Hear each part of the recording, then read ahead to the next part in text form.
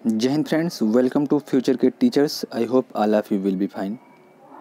तो दोस्तों, जैसे कि सीडीपी की क्लास चल रही थी प्रैक्टिस की, तो आज उसी नेक्स्ट क्लास आ गई है। ठीक है, तो देखते हैं हम लोग आज नेक्स्ट आगे के क्लासेस। ठीक है, तो अच्छा, क्लास शुरू करने से पहले मैं एक चीज़ बताना चाहूँगा आप लोगों को कि मेरी जो सारी क्लासेज इस समय जो भी क्लासेज आ रही हैं आपको मिल रही हैं, तो वो सुबह जो है 7 से 7:30 के बीच में, सुबह 7 से 7:30 के बीच में, ठीक है, मिलती है आपको जीके, जीएस या फिर करंट अफेयर की। ठीक है, उसके बाद फिर दोपहर में 1 से 2 के बीच में मिलती है यही क्लास सीडीपी की, सीडीपी की। ठीक है, यानी कि पेडागोजिस की। और उसके बाद फिर रात में आपको मिलती है 8 से समथिंग 8:30। ठीक है, तब मिलती है आपको कौन सी क्लास? तब आपको मिलती है हिंदी की क्लास। ठीक है, हिंदी की प्रैक्टिस क्लास। और मैं आप लोगों को बताना चाहता हूँ कि बहुत जल्द जो है मैं कोशिश करूँगा कि आप लोगों के लिए जो है मैं इंग्लिश और उसकी रीजनिंग की भी प्रैक्टिस का क्लास लेके आऊँ। और मैथ की मैं कुछ क्लासेस दे चुका हूँ, लेकिन कुछ प्रॉब्लम है इस समय, इसलिए मैथ की क्लास नहीं आ पा रही है। ठीक है ना, तो बहुत जल्द आपको इंग्लिश की भी क्लास आ जाएगी और रीजनिंग की भी क्लास आ जाएगी। ठीक है ना, तो रीजनिंग की भी क्लास आ जाएगी। तो और ये हाँ, और मेन सबसे चीज़ जो है आप लोगों को पता होगा, जो मेरा चैनल सब्सक्राइब किए हैं, अच्छी बात है, मुझे बहुत अच्छा लग रहा है जो चैनल को अच्छा प्यार मिल रहा है इस समय। बस ये है कि वीडियोस को लाइक नहीं किया जा रहा है, लेकिन सब्सक्राइब किया जा रहा है, अच्छा लग रहा है मुझे। ठीक है, तो मैंने बोला था आप लोग मुझे मोटिवेट करिए, मैं आप लोगों के लिए बहुत कुछ करूँगा।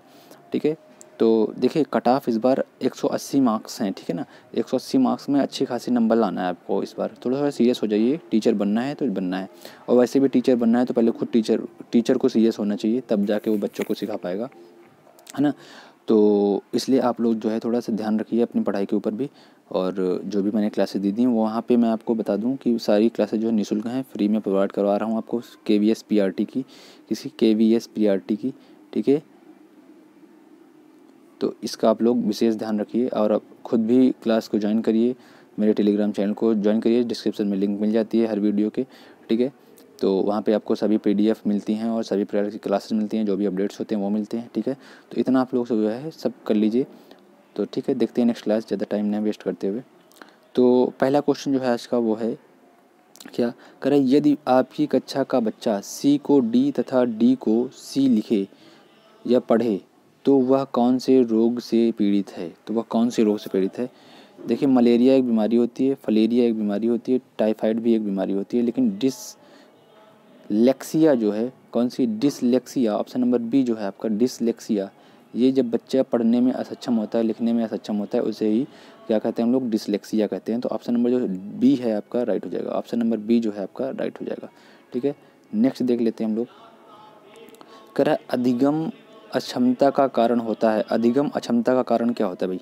अधिगम अक्षमता का कारण क्या होता है? तो अधिगम अक्षमता का कारण बताइए भाई।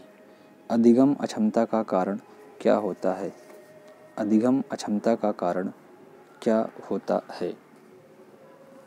बताइए भाई, अधिगम अक्षमता का कारण क्या होता है?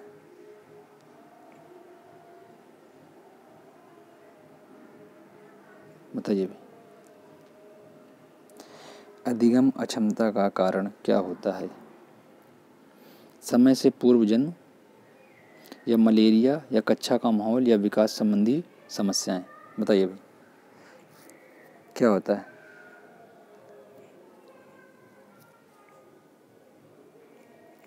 बताइए बताइए बताइए।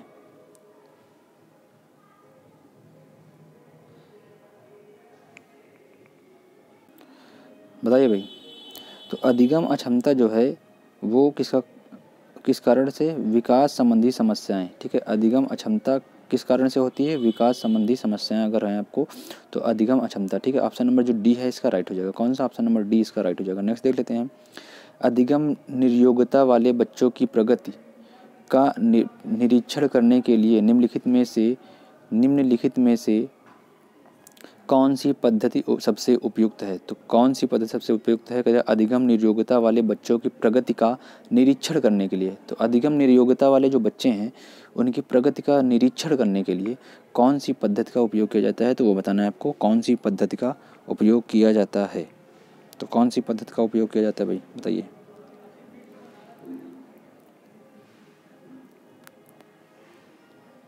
बताइए। तो इसमें जो हो जाएगा आपका संरचित व्यवहार परक अवलोकन। क्या? संरचित व्यवहार परक अवलोकन। क्या? संरचित व्यवहार परक अवलोकन। ठीक है, ऑप्शन नंबर जो डी है इसका राइट हो जाएगा। कौन सा? ऑप्शन नंबर जो डी है वो आपका राइट हो जाएगा। अधिगम से व्यवहार में परिवर्तन होता है, समझे?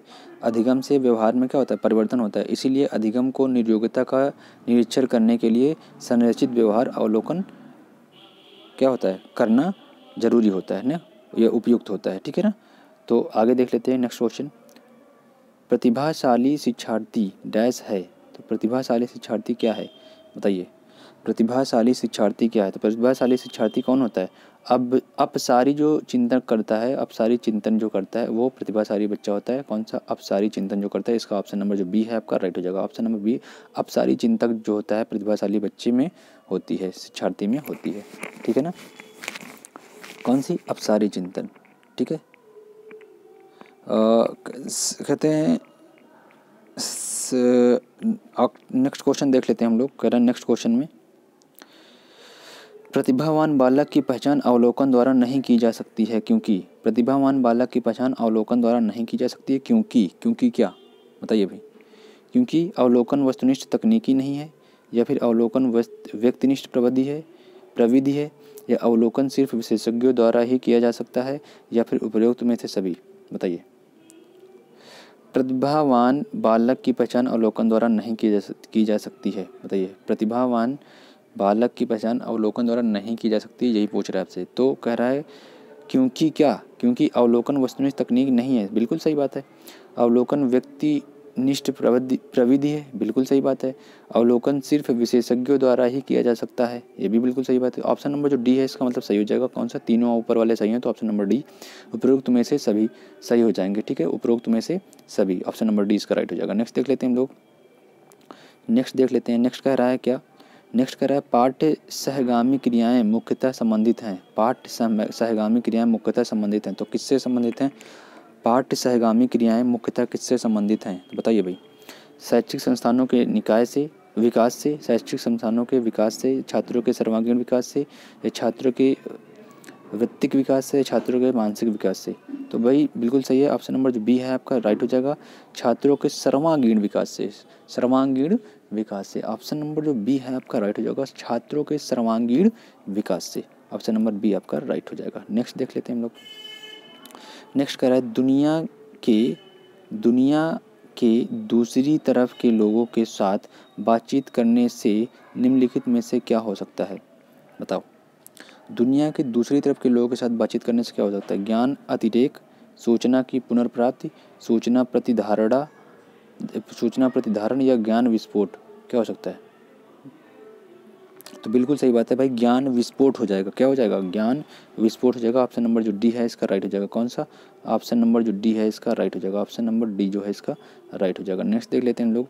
विद्यालयी पाठचर्या क्या उद्देश्य होता है? विद्यालयी पाठचर्या का उद्देश्य होता है, तो विद्यालयी पाठचर्या का उद्देश्य क्या होता है भाई?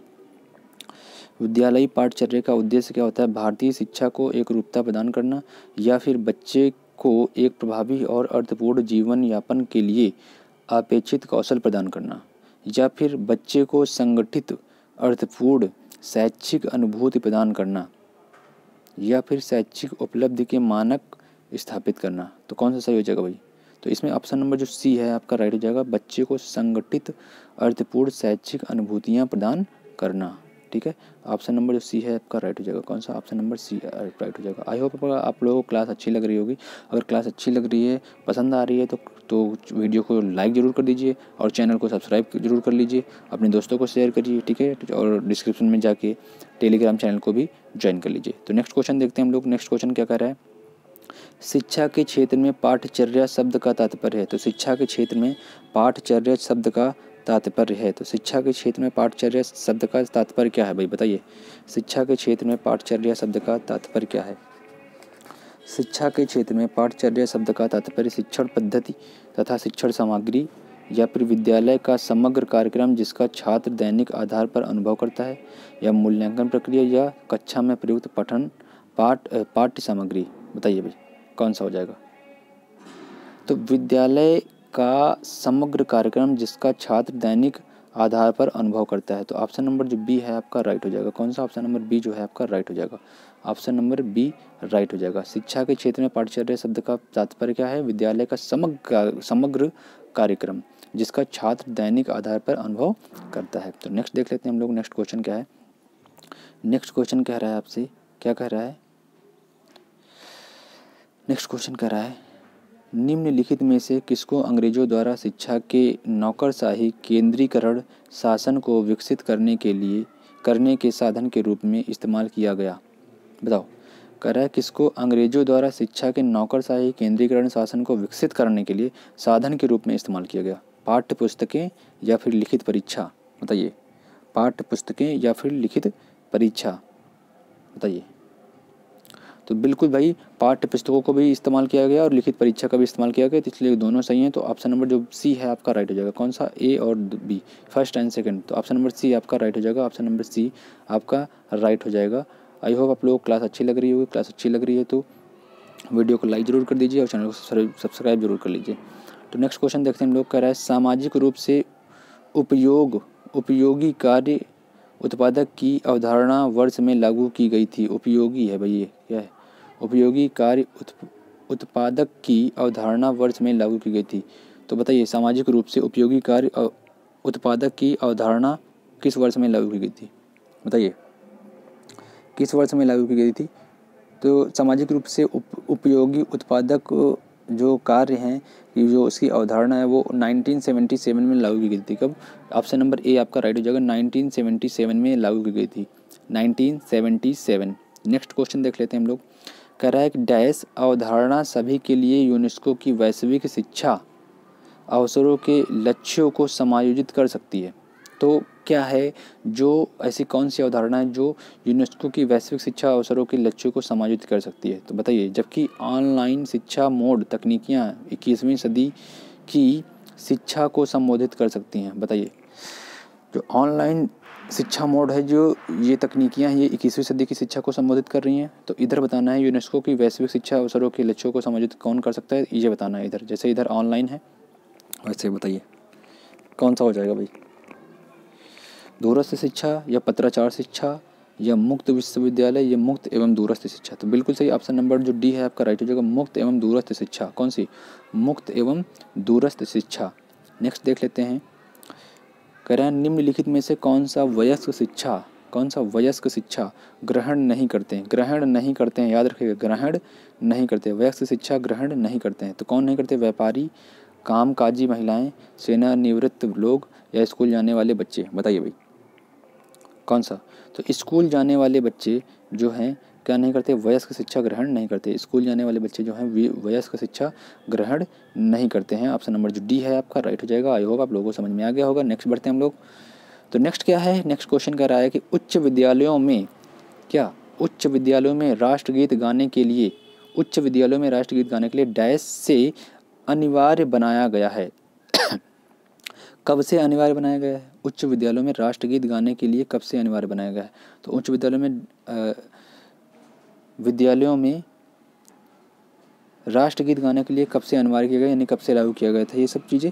तो कब से लागू किया गया था भाई, ये बताना है आप लोगों को। तो वो था 9 जून 1957, यानी 9 जून 1957 को। कौन सा? ऑप्शन नंबर बी आपका राइट हो जाएगा। 9 जून 1957 ऑप्शन नंबर बी आपका राइट हो जाएगा। आई होप आप लोग समझ गए होंगे। नेक्स्ट बढ़ते हैं हम लोग। तो नेक्स्ट क्वेश्चन जो है स्कूल कॉम्प्लेक्स यानी क्या? स्कूल कॉम्प्लेक्स की परिकल्पना प्रथम स्थापित हुई। क्या हुई भाई बताइए? क्या हुई परिकल्पना प्रथम स्थापित? तो उत्तर प्रदेश में हुई या मध्य प्रदेश में हुई या बिहार में हुई या राजस्थान में हुई? तो भाई बिल्कुल सही है आपका जो ऑप्शन नंबर डी है ये राइट हो जाएगा। ऑप्शन नंबर डी राजस्थान में भी क्या हुई, कॉम्प्लेक्स स्कूल कॉम्प्लेक्स परिकल्पना जो है सर्वप्रथम कहाँ हुई थी, राजस्थान में हुई थी।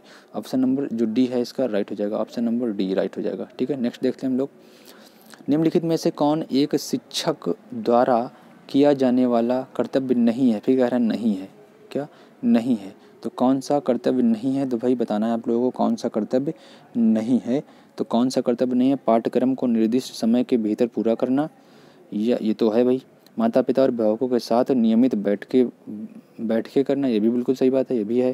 ठीक है, स्कूलों में उपस्थित होने में नियमितता और समय की पाबंदी बनाए रखना, ये भी बिल्कुल सही बात है भाई, बिल्कुल नियमितता और पाबंदी होनी चाहिए। बच्चों के लिए उपहार लाना, ये कोई कर्तव्य वाली बात नहीं है। ऑप्शन नंबर डी गलत है, इसलिए गलत वाला ही पूछ रहा है, नहीं वाला पूछ रहा था आपसे। कौन सा पूछ रहा था, नहीं वाला ही आपसे पूछ रहा था, इसीलिए ये नहीं वाला आपका रॉन्ग हो जाएगा। ऑप्शन नंबर डी जो है आपका राइट हो जाएगा। तो नेक्स्ट क्वेश्चन देख लेते हैं हम लोग। क्लास अच्छी लग रही है तो क्लास को लाइक ज़रूर कर लीजिएगा, वीडियो को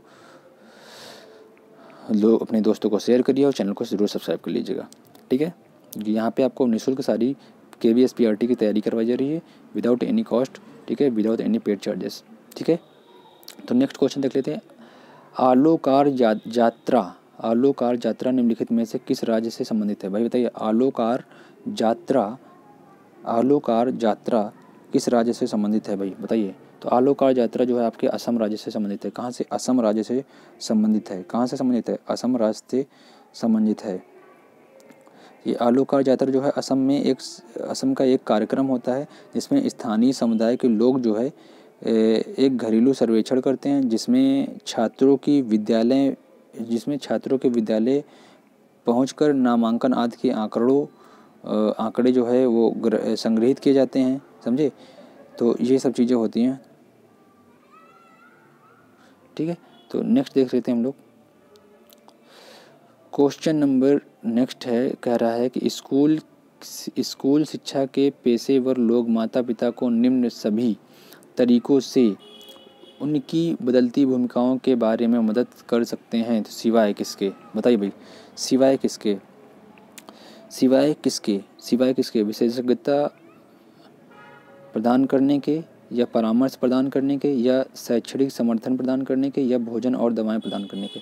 तो बिल्कुल सही है, भोजन और दवाएं प्रदान करने के। ठीक है, सिवाय किसके, भोजन और दवाएं प्रदान करने के सब। ठीक है, और बाकी सब कुछ कर सकते हैं, विशेषता प्रदान कर सकते हैं, परामर्श दे सकते हैं और शैक्षणिक समर्थन भी दे सकते हैं, लेकिन भोजन और दवाएं प्रदान नहीं करते। तो नेक्स्ट देख लेते हैं क्वेश्चन।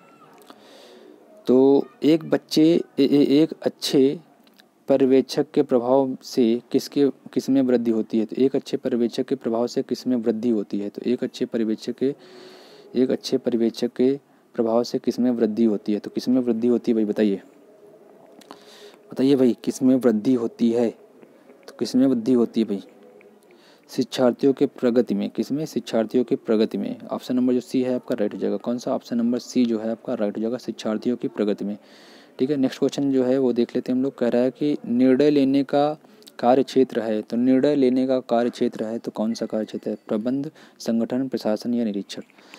तो निर्णय लेने का कार्य क्षेत्र जो है प्रशासन का होता है। किसका होता है, प्रशासन का होता है। किसका, प्रशासन का होता है। ऑप्शन नंबर सी जो है आपका राइट हो जाएगा। निर्णय लेने का कार्य क्षेत्र जो है प्रशासन का होता है। ठीक है, तो नेक्स्ट देख लेते हैं हम लोग। एक मानक परीक्षण विधि में निम्नलिखित गुण आवश्यक होने चाहिए, तो निम्नलिखित कौन से गुण आवश्यक होने चाहिए, बताइए भाई। निम्नलिखित कौन से गुण आवश्यक होने चाहिए, एक मानक परीक्षण विधि में निम्नलिखित कौन से गुण आवश्यक होने चाहिए, बताइए भाई। कौन से गुण आवश्यक होने चाहिए, तो एक मानक परीक्षण विधि में क्या होना चाहिए, वैधता, विश्वसनीयता, व्यवहार्यता, है ना, और क्या होना चाहिए, वस्तुनिष्ठता, विभेदता, है ना, उद्देश्यपूर्णता, व्यापकता, मितव्ययिता, है ना, और क्या होता है, और न्याययुक्तता, है ना, संतुलन, ये सब गुण होने चाहिए किसमें, एक मानक परीक्षण विधि में। तो बताइए अब आपका ऑप्शन कौन सा सही हो जाएगा, अब तो आप लोग बता सकते हैं कौन सा सही हो जाएगा, वैधता, विश्वसनीयता और व्यवहार्यता। तो ऑप्शन नंबर जो डी है वो आपका राइट हो जाएगा। ऑप्शन नंबर डी जो है आपका राइट हो जाएगा, वैधता, विश्वसनीयता और व्यवहार्यता। आई होप आप लोगों को समझ में आ गया होगा। नेक्स्ट क्वेश्चन देखते हैं हम लोग। सामग्री और प्रक्रिया पर परावर्तन को फिर से करने के लिए, किसको, सामग्री और प्रक्रिया पर परावर्तन को फिर से करने के लिए विद्यार्थी को अपने शिक्षण के बारे में प्रश्न पूछने के लिए सिखाया जा सकता है। तो प्रश्न पूछने के लिए क्या सिखाया जा सकता है भाई बताइए। प्रश्न पूछने के लिए क्या सिखाया जा सकता है? तो स्वमूल्यांकन, तुलना करना, परिकल्पना करना, स्वप्रश्न करना। ये स्वप्रश्न करना सिखाया जा सकता है। कौन सा? स्वप्रश्न करना। ठीक है, ऑप्शन नंबर डी है वो आपका राइट हो जाएगा। कौन सा? सामग्री प्रक्रिया पर परावर्तन को फिर से करने के लिए विद्यार्थी को अपने शिक्षण के बारे में प्रश्न पूछने के लिए सिखाया जा सकता है। तो स्वप्रश्न करना। ठीक है, स्वप्रश्न करना, इसका ऑप्शन नंबर डी है राइट हो जाएगा। विज्ञान में सारांशीय मूल्यांकन, कौन सा? विज्ञान में सारांशीय मूल्यांकन यानी समेटिव असेसमेंट, कौन सा? समेटिव असेसमेंट का मुख्यतः इस पर फोकस होना चाहिए। मुख्यतः इस पर फोकस होना चाहिए। तो किस पर फोकस होना चाहिए? समेटिव असेसमेंट का किस पर मुख्यतः फोकस होना चाहिए, यही आपको बताना है। तो किसके होना चाहिए? विद्यार्थियों की पढ़ने की कठिनाइयों के क्षेत्रों का निरूपण करना। ये सही हो जाएगा आपका। ऑप्शन नंबर ए ही आपका राइट हो जाएगा। ऑप्शन नंबर ए जो है आपका राइट हो जाएगा। कौन सा? विद्यार्थियों के पढ़ने की कठिनाइयों के क्षेत्रों का निरूपण करना। तो ऑप्शन नंबर ए जो है आपका राइट हो जाएगा। ऑप्शन नंबर ए जो है आपका राइट हो जाएगा। नेक्स्ट क्वेश्चन देख लेते हैं हम लोग। सीसीई में कितने प्रतिशत निर्माणकता,